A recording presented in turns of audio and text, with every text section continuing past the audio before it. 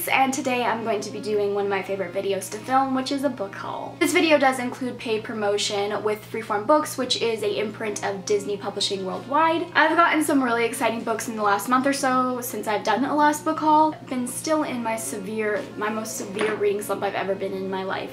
I haven't read really a book that I've enjoyed this year, and that's such a bummer. So I've been tending to just buy books in hopes that this is going to be the one that's going to pull me out of my reading slump, but I have not lost hope. So let's get on with the books. So since I am partnering with Disney Books for this video, the first book that I'm going to be talking about is The Takedown by Corey Wang. So in this book we follow a girl named Kyla Chang, and the cool thing about this one is it's set in a little bit the near future in Brooklyn, and technology in the future is even bigger than it is now. So anyway, Kyla is almost done with high school. She's in her senior year. School has been really awesome to her. She's popular, she has a great boyfriend, she's valedictorian. So she's managed to make it to her senior year without being bullied until a week before the college applications are due. There is a video that goes viral of her and her teacher doing inappropriate stuff, but it isn't actually them. It's just a video that's being circulated and everyone is saying that it's them. And this video does go viral.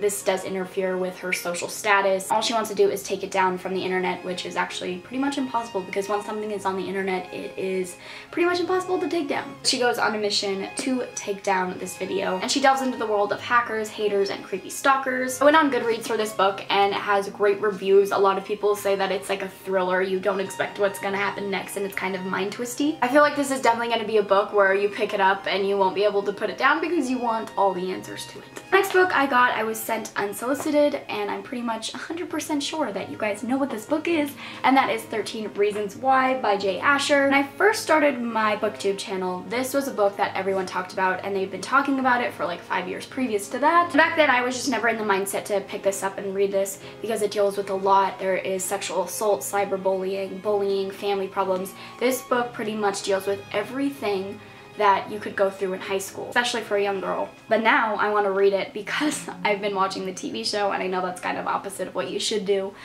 But I didn't plan on actually watching the TV show. I planned on reading the book first, but there was just so much talk on it that I really wanted to watch it. And I'm only on episode 6. I've been watching it for a week now, and I am with Clay Jensen on this because he takes forever to listen to his tapes, but I totally get it. It's exhausting even watching this show, so it's probably a whole nother level, whole nother dimension with listening to it. I have been spoiled for a lot of things because I'm not so smart, and I posted that I was watching this on my Instagram, and just a lot of spoilers were directly messaged to me, which I don't know why people think that's okay to do, but that just sucked. I'm loving the TV show. I don't know how long it's going to take me to finish, but it is something that I'm definitely going to finish. The next book I got I am so excited about, and that is The Hate U Give by Angie Thomas. In this novel we follow a 16-year-old girl named Star, and she's balancing her life in 2 social classes, one being her poor black neighborhood and the other being the prep school that she attends. And as she's trying to balance herself in these 2 worlds, horrible and devastating thing happens. Her best friend is shot and killed by a police officer,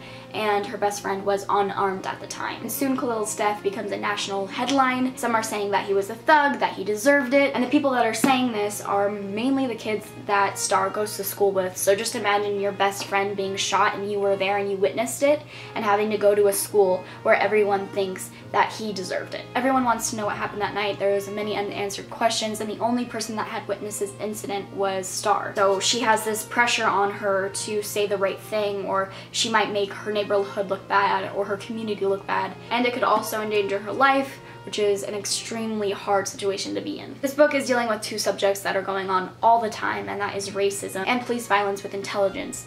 And to have it be in a book, have it to be in a YA novel, is something that is amazing. This book has amazing reviews, and I'm just so excited to read it. Next book I got, I was also unsolicited by Penguin Teen, and I don't think I ever mentioned it in my last book haul.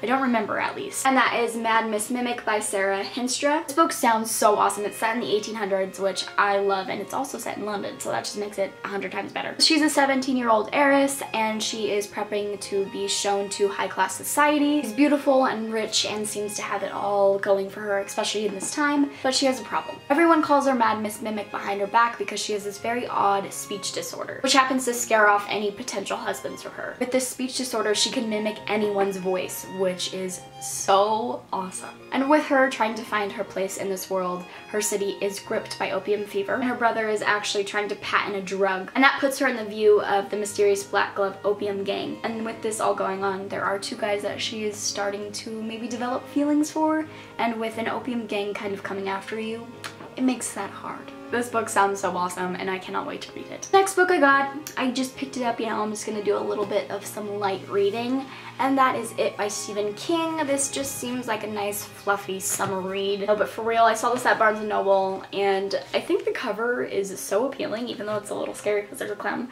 And also it's a big flappy paperback, which is so fun and easy to read, even though this is over 1,000 pages, dealing with some scary clowns and some other intricate stuff. So it's not going to be easy to read, but in its physical form, it kind of is. I've never read a Stephen King book. I have tried and I haven't been able to get through it. Honestly, I don't even know if I could ever read this. Not because it's scary or anything, but just because I don't know about Stephen King. Like, I've tried to read a couple of his books and I just haven't been able to get into them. But, I mean, this deals with scary clowns and also a lot of other life stuff, which everyone says that this book not only is terrifying, but it's profound and it makes you think about life and all that jazz. I love anything scary and I love anything that's gonna make me think. So who knows when I will get to this, but I hope that it'll be soon, or before the movie at least. Next book I got is Strange the Dreamer by Laini Taylor.